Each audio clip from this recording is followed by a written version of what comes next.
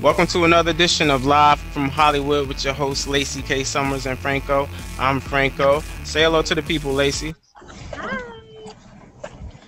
And we also have our talent correspondent Simka Ellis with us to say today. Say hello, Simka. How are you, everyone? So, what have you two been getting into lately? You go first, Laci. Actually, I'm at a beach house right now in Santa Cruz. I come up here like once a month sometimes or twice a month to do like a whole bunch of hair clients. But I just got done in San Jose doing a ring girl thing, so that was pretty cool. I heard you had like an interesting situation happen to you recently. Tell us what's going on with that. My 2 car accidents, is that what you're talking about? Exactly. How do you get in 2 car accidents? I don't even know how that happened. The first one, like somebody cut me off on the freeway and I turned and I was going fast, obviously, so I did like donuts all over the freeway. Ended up facing traffic in the slow lane with my car stalled. Nobody hit me though, thank goodness. And 2 nights ago, I was coming home from kickboxing and somebody hits me from behind, takes off. I hit the girl in front of me. It was my fault. Wow, that sounds crazy. Yeah, so now my car is like, yeah, no. So tell us what's been going on with you, Simka. Well, I've just been working with the management group. We're planning a bunch of upcoming events. We have a networking event for women coming up. We're going to do like a spa day for women, and we're going to try to just build community relations in Harlem for women, especially single mothers or young mothers, and give them more opportunities to meet other entrepreneurs and successful women in all areas of business, so that we can match up young women with mentors. So we're working on that. We're also putting together a showcase for R&B artists, and what else? A fashion show pool party on the rooftop of a hotel in New York, location to be announced. But that's basically what I've been working on. So getting sponsors, getting venues, getting artists. Sounds pretty complex. Yeah. we have two special musical guests in here today. We have Aiur, and we also have Terrence. So Aiur, just to let people know a little bit about who you are and what you do, tell us about your style and what type of music you make. Yeah, no, absolutely. We make electronic rock. Basically, it's influenced by early '90s rock and as well as industrial. A few different genres. We tend to try and blend them together. Okay, so if somebody were to try to pinpoint you into a category, what category would you say it would most likely fall into? It would probably be under indie rock, probably. It's or even electronic music. To be perfectly honest, it could fit well into either category. Okay, and Terrence, tell the people a little bit about what you do. I'm actually a hip-hop artist from a small town in Georgia, Vidalia, Georgia, and I've been doing music for probably about 2 years on a serious level right now. So that's probably about it, man. I feel like, you know what I'm saying, if you could put my music into any category, it'll be, you know, close to or similar to the guys like J. Cole or Kendrick Lamar, just really trying to bring the hip-hop essence back. Okay, so are you from Georgia, or do you live in Georgia now? No, I'm actually from Georgia. Oh, you're from Georgia, so now you're living in where? Is it Missouri? Yeah, St. Louis, Missouri. St. Louis, Missouri, and you're what I take. Are you in school right now?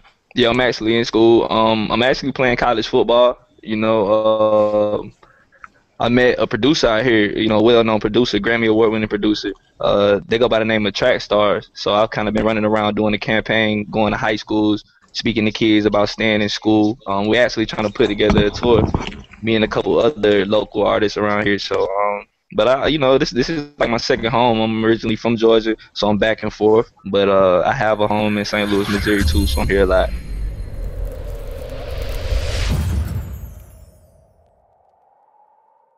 STAR. I'm a STAR. Okay, so how did you find yourself networking with the people that you're networking with now? How did that start out? I met a younger producer by the name of Micah, and he was just looking for an artist to work with. You know, he had a lot of beats. He was just looking for artists to work with, and I had, you know, build up a rapport from dropping mixtapes. You know, I have a couple of mixtapes on thatpiff.com. And basically he was at a barbershop just asking people like, yo, do y'all know any artists? Y'all got any artists that go to Lindenwood? And a lot of people, it was multiple people that gave him my name. You know, they came up with this kid. It was like this kid Flo. Well, that's actually my artist name is Flo. So he heard it. You know, he got my number from someone, and he ended up calling me, and me and him ended up linking up, and he took me to Track Stars, and that's how that whole affiliation came about. Same dude, seeing shit from bigger views. Never knew me, all of a sudden you acting like we cool. Okay, sounds good. So just to get back to Aiur, what I want to know from you, Aiur, is tell the people exactly where you located and how you got your start. Yeah, we're from Long Island, New York. We basically have been, me and my partner have been messing around with different types of music for pretty much all of our lives. One of us was more into the rock element, the other one more into electronic and DJing. It kind of just blended together. We kind of grew up a few blocks away from each other, so we've been friends all of our lives. So it kind of just went naturally. So you say you've known each other for your entire life, almost? Yeah, pretty much. Pretty much lived a few blocks away from me my entire life. So when we decided to just collaborate and work on music together, it kind of just came naturally. Okay, well, to move along to the first topic of the day, what I want to get into kind of falls in the line to what Terrence was talking about, and he was talking about networking. Networking is what got him into the people that got him into dealing with the people that he deals with, and networking is basically a key thing that you want to do in order to get anywhere you want to get in life. So first and foremost, I just want to start a roundtable discussion. I'll start with Laci, and then I'll work my way around. How important do you think it is to network, and what are some key things that you do in order to network? I think it's super important. Number one, you're gaining experience. You're gaining different people's connections, or just fans or friends or people to always help. I mean, it can go in either direction. I just think it's important to stay true to yourself, though, and not go off and do anything that you don't feel comfortable doing, or from taking advice from people if that's not your thing. You know, don't do it just because you feel pressured. But I think it's important. I think you get to meet a lot of people, make connections, and just, you know, work on putting yourself out there, basically. And anybody else can feel free to jump in and add on to that if you want. Simka, you can go ahead and add on to that. Well, networking is definitely one of the most important things that I do. Basically, all I do all day long is talk to people, get their contact information, find out their experience, find out what they're willing to offer. And my philosophy in life always, even just with my friends, has always been that everyone has something to offer. And it's not that I'm saying that in sort of like a gimme selfish kind of way, but you know, a lot of people write people off right off the bat, and you just never know who's going to have advice for you or who's going to have good word of mouth about you. You know, you might not necessarily meet someone and be able to use a service that they provide, but then you provide them with a service and they provide you with good word of mouth. And so it's important to always have like your best face on, to put yourself out there, to be confident, and like Laci said, portray yourself honestly, because you know, good word of mouth goes so far, bad word of mouth goes even further. So you always want to make sure that the person you're representing is the person that you actually are and who you want to be perceived as, and you know, just show off the skills that you were given with and work hard to own them. Yeah, I've always just thought that you should treat everyone with respect, and I say that because a lot of times I see some people that are artists and they want to have fans, but then when they see somebody that actually likes them or appreciates them, they kind of treat them a little bad a little bit, and they don't actually treat them with the respect that they deserve. So in a sense, it's like they're not being personable because they feel like, oh, well, you're on my jockstrap because you're liking me, but actually that's your support. So I feel like a lot of people just need to show more love, because in the end, the people you show love to will end up spreading your word. What do you think about that, Aiur? Yeah, no, absolutely. Networking is crucial. I mean, if it wasn't for networking, we probably wouldn't be able to have reached as many people as we've reached as of now. We use a lot of different marketing techniques that kind of go hand in hand with networking. But we're always open to listen to our fans' feedback We experiment in different genres because of networking. We even though we are basically an electronic-based rock group, we because of networking, we ventured into hip hop. We ventured into various different genres, and it's all about basically being accepting of all artistic output. So, I know I've read a little bit about what you guys do, and I've noticed that you guys have actually been in a lot of publications. So, what I want to know from you, and from a networking aspect, is what advice would you give other artists that want to get in these publications, and how did you network yourselves into that type of a position? We actually we were pretty fortunate. We from the get-go had this idea that we wanted to essentially we wanted to pair art and music in a way that basically we would appreciate if we were to just openly find it out there. So essentially what we did was we tried to just make something, make our own brand, something of that sort. It was interesting in the beginning, just trying to just represent ourselves as who we were, rather than try and appeal to as many people as possible. Where the networking came along and how that helped, essentially, I guess after just trying to do our own thing for so long, people just started to catch on, and it was really just a lot of being at the right time, I guess, in place. So what you're saying is you kind of attribute a lot of the success to being at the right place at the right time. I feel like we kind of filled a market that was a little void, especially in our genre. Our genre, you know, can be accused of lacking substance a lot, or at least a little bit of foresight when it goes into the actual musical composition. So to that, we kind of added a little different type of element and tried to broaden, I guess, the scope of how people would perceive the music, giving them another alternative to understanding it through visual means. Okay. Oh yeah, and that brings me to another point with you guys. I noticed that you guys have a lot of I guess computer-generated graphics when your music is played. Where does that come from? Do you create that yourself? Well, we both come from basically artistic backgrounds.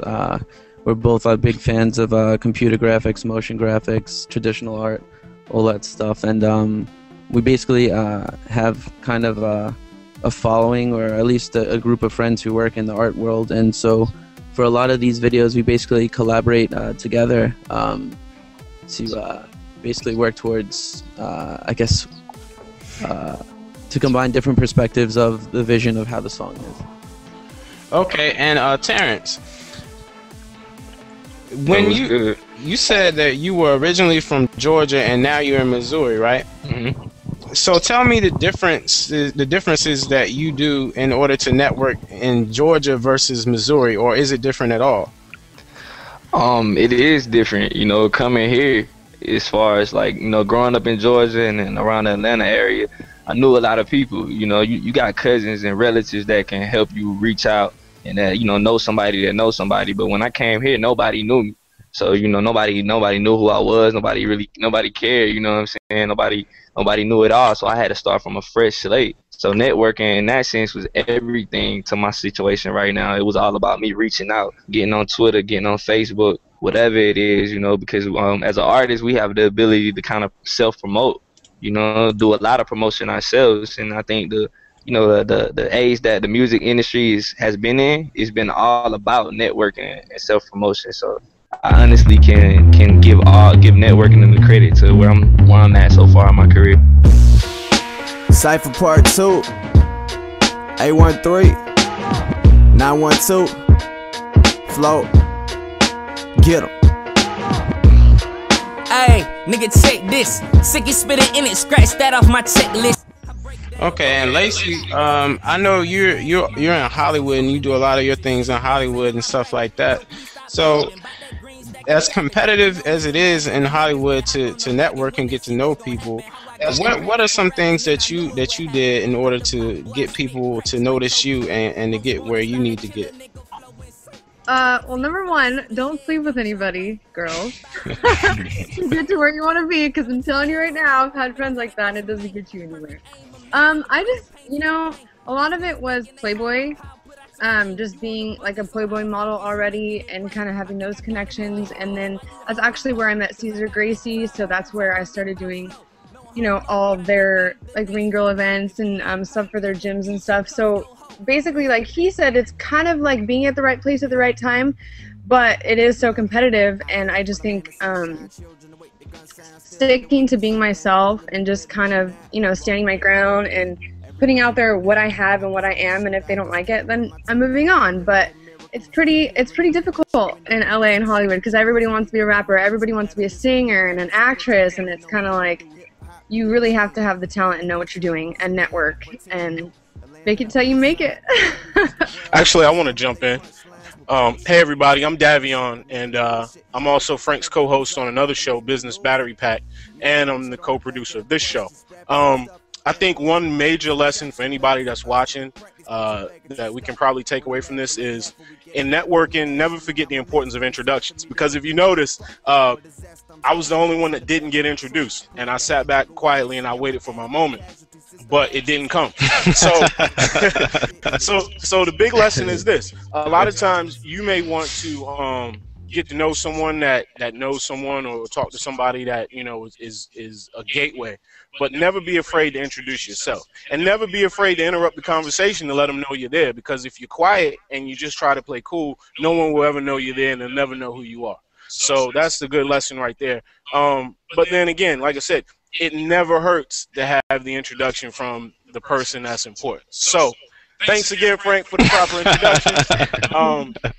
Everybody else, welcome, hello, and now I'm gonna go back to chilling in the background. I was totally wondering, like, who is that? Is he really there?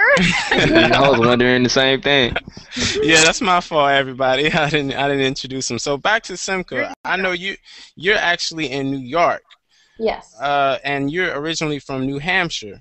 Yep. So tell us the difference in cultures there, and what did you have to do to prepare yourself to go to the big city of New York and end up networking yourself into the situations that you have in Manhattan?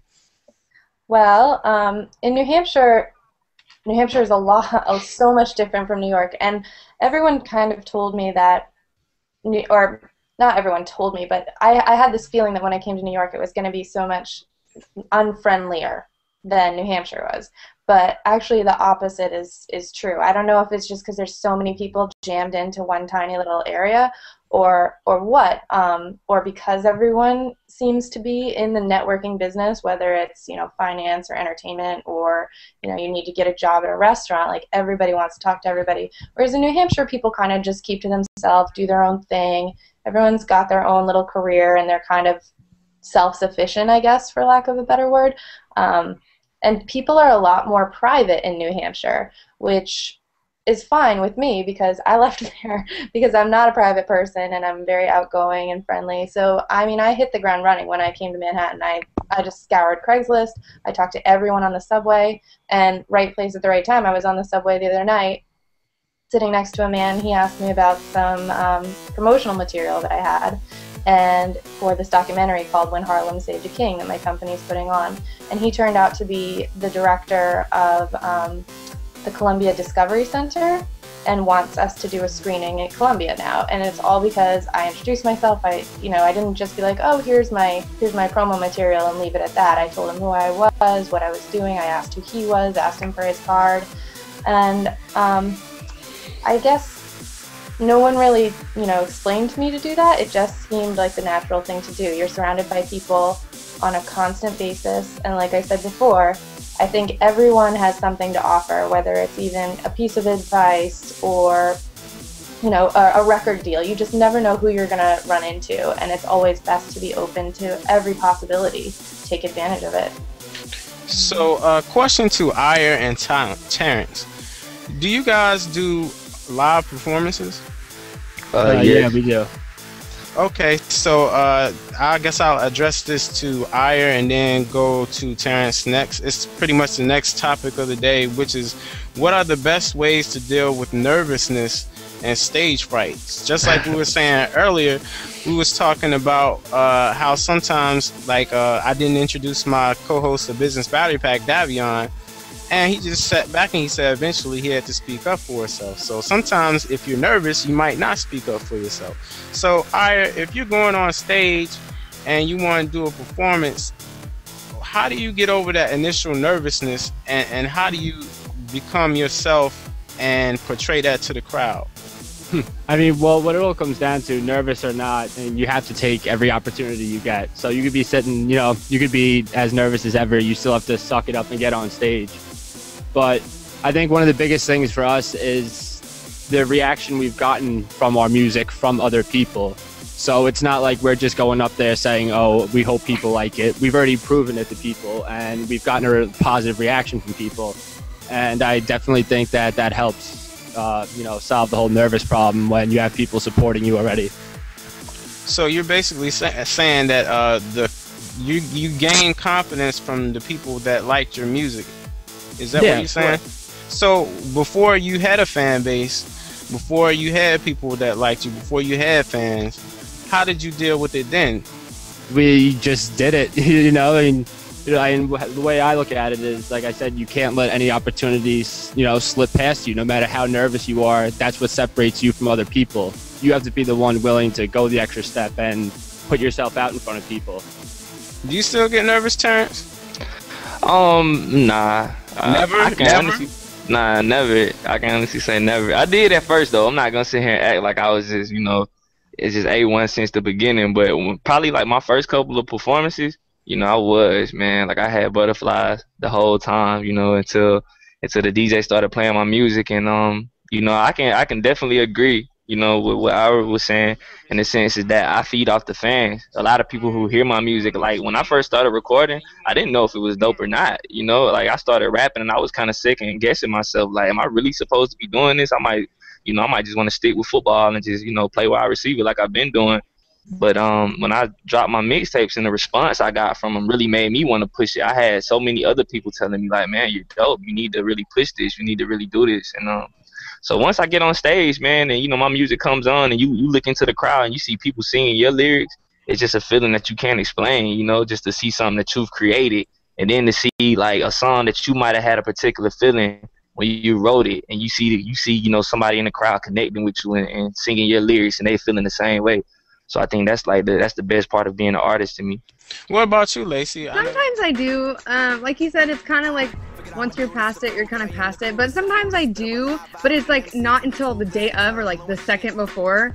But once I get on that stage and the lights hit you and you own it, it's over. You know, it's kind of like it's over. But actually, I did get nervous. I was just on the show Wipeout. I don't know if you've heard of that. Oh my God, I love that show. When is it going to air? Really, in summer, actually. It's a beauty queen episode. And I was like, oh, cool, I'm going to go be a beauty queen and fun. No, I've never even seen the show. I started watching the show and I was like, oh my God. So then I get there and the girl before me comes back and she breaks her nose. And I'm like, oh my God, I need my face. This is scary. And like, you don't get force or anything, and you're standing in a line and it's freezing cold in the morning. And I was like nervous. So I go out and the first thing, something hits me, I fall in mud and I feel like I'm dying. Like, I'm not nervous anymore. Now I'm just like pissed off. It was horrible. Like, the water was so cold. It felt like when you hit it, you were hitting like cement. It was crazy. Like, so I got nervous with stuff like that. But I actually opened up for Snoop Dogg and Ice Cube actually a few months back, and that was a little bit nerve-wracking, only because, you know, people are there to see them and they don't really care to see the people who open sometimes. And but it made it work. Like you said, as soon as you're on stage, you know, people are, you know, dancing and screaming, and it's like you're not even famous yet and people are screaming for you, so you're like, I can do this, you know, this is fun. And then you're dancing, and so pretty much no, but I do sometimes. But you kind of work through it. Sometimes even before I do like a runway or a Playboy thing, I'll like listen to music, you know, like in my headphones, and it'll totally pump me up. Okay, so now what I'm going to get into is a little bit of the fan questions. I had some fan mail over the weekend, and a lot of them was addressed to Laci, so I'll just go ahead and ask these questions. This one is from Jennifer Tate, and she says, I'm very interested in changing my life around, and I know that Laci is a personal trainer. I would like to know what she eats, what she does to work out, and foods to stay away from. So, Laci, could you go ahead and knock that one out? That was a lot. I know, right? Also, what you said. I want to know what you eat too, Laci. What I eat. Actually, I eat a lot. Oh my gosh. Actually, I don't eat red meat at all. I eat chicken. I force myself to eat chicken. I really don't like chicken, but it's good for you. It's, you know, it's protein. I do a lot of juicing, so basically a whole bunch of fruits and vegetables in a blender. And it sounds gross, but I'm telling you, it cleanses your body, and it's good for your skin. And I plan my meals every 2 to 3 hours, so you know, keep your metabolism going. It doesn't really speed it up, it just keeps it going. So if you don't eat for like 6 hours, your body's already starving, so it's gonna start eating your muscle, not your fat. A lot of fruits and vegetables. Okay, what else is the other question? It was like, what do you drink too? But you pretty much just said juices though, right? Yeah, I don't drink any sodas, any coffee, any tea, any alcohol. It's all water. So you never drink alcohol? No. I mean, I've tried it. It's just not my thing. Drunk, smelly, nasty bloodshot girls are just not my thing. My personality's always like that. Okay, and next question that was for Laci is, she was wondering what type of extensions do you wear in your hair? She loves your hair because it is so white and stuff like that. So I'm just reading what it says. So what type of extensions do you wear, and who does your hair? Okay, I do hair. I actually taught my sister to do mine because I don't trust anybody. Actually, it's funny because I have a hair doll with me because I'm, you know, at the beach house and I do a whole bunch of girls' hair, and I have to kind of show them what I do. I do microlinks, which are like beads, and they're a lot healthier, which is what I have in my hair, but my hair is a mess right now. And then I do fusion, which is basically all the individual. They last for like 6 months. I actually have my, I don't know if you can see it, but they're like individually on. Yo, is that a person? No, it's my girl that I did. Oh, is that like your body? Is that like your body double? Is your stunt double? I do extensions like 2 months out of the year, so I'm doing them here in Santa Cruz, and so I kind of show them, you know, what I do before I do it, so they have an idea of, you know, what it is. So it's kind of expensive, but I swear it makes you feel like $1 million. Cool. So now we'll just go ahead and put everyone's site and contact info up. What I want to do right now is show Terrence's website. If I can bring it up here.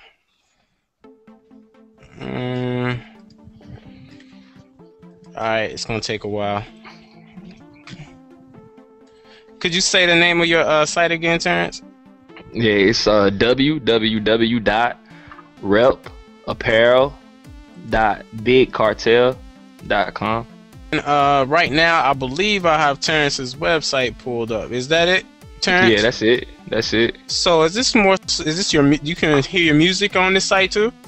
It's a couple. I think it's a video link. You know, I think it has a couple of videos. So on there, you can click on the go to artist videos. Artist videos. Did you make that clothing? Is that correct? Yeah, that's actually my clothing line. That I did. Me and another partner that I had, actually my uncle. We actually constructed that whole website. Like we encrypted it ourselves. So is it about your music? Yeah.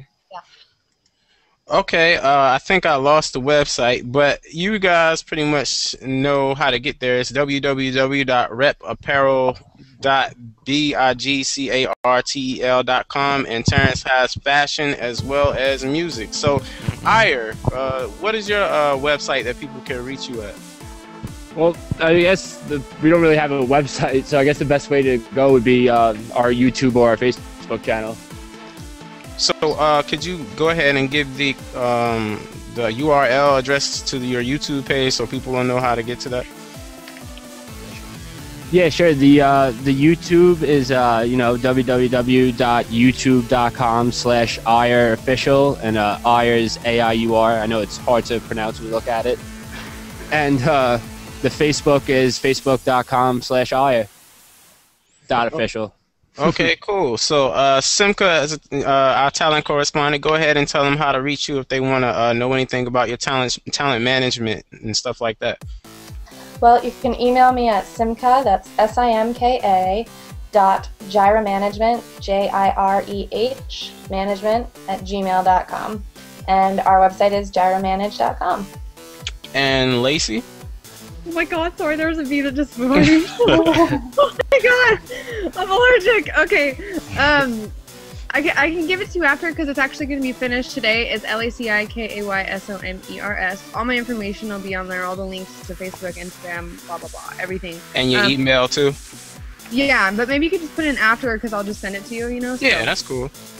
Alright, and Davion, I almost forgot you again, but yeah. Once again, left in the cold. If they want to reach you or have any questions about the Business Battery Pack podcast, they can contact Davion at.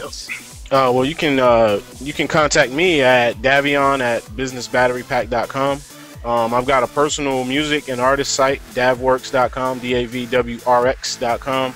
But primarily, wherever you find Frank, you can find me, and vice versa.